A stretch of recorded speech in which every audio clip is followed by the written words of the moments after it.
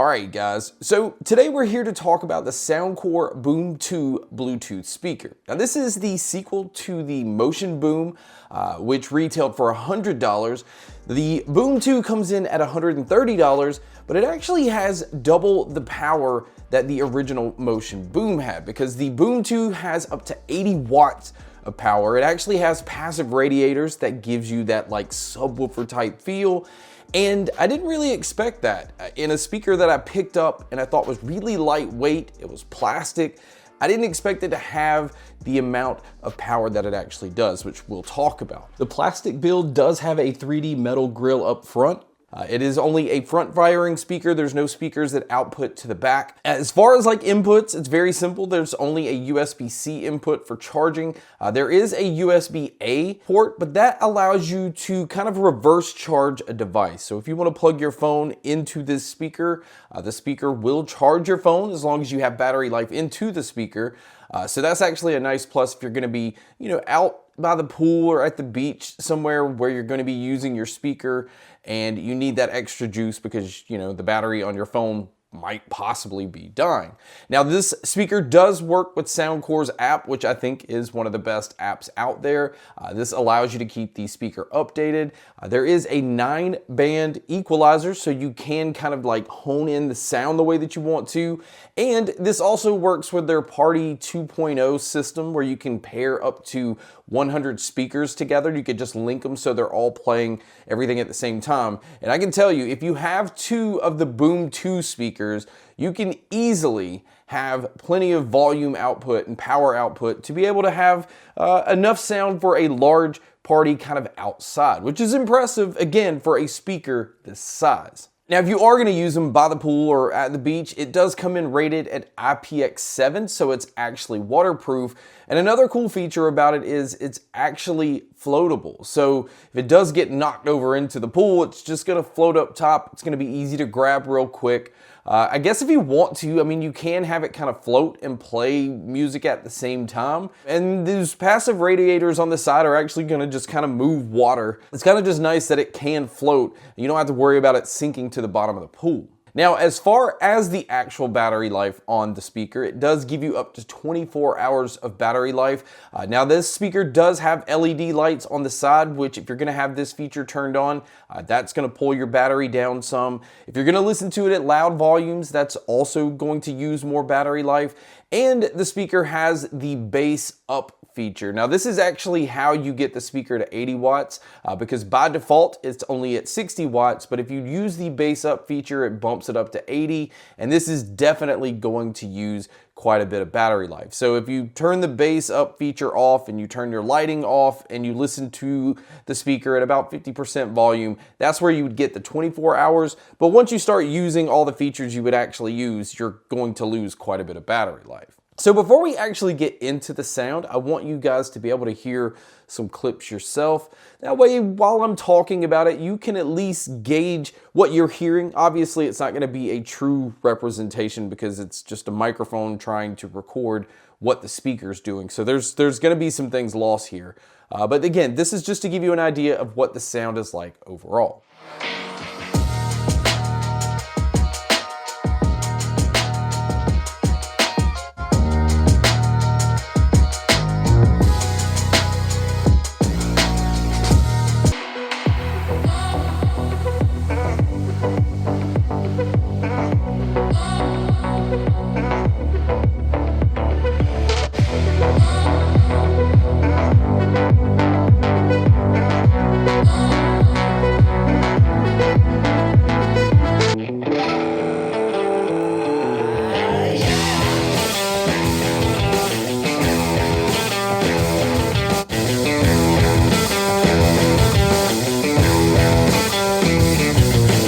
So now with hearing that, let's talk about the sound. It is very full. It's extremely bass heavy once you use the bass up feature. And again, it can fill a large space. One single speaker can fill a large room in a house, but if you're gonna use it outdoors, I would recommend having two of these just so you can have it, cover one side and then cover the other, and then it would just output enough to fill a large area with a large group outside. It is a very loud speaker. I didn't run into any distortion issues, which is very impressive, especially how loud that I bumped this up to, and it always stayed clear and detailed. I had no congestion issues, and I had no muddiness in the sound. The bass, while it was able to sound aggressive and very, very punchy, it still always sounded separated from the mids and the treble. Now, overall, it does have a slightly warm sound to it. Now, I think the bass is kind of leaning to that a little bit. So it's not overly bright, it's not harsh, which is a good thing. But again, as long as the details are coming through as clean as they are on this speaker, I think it just competes with a lot of the JBL speakers that are much more expensive. And I think that's where the value of this speaker stands out.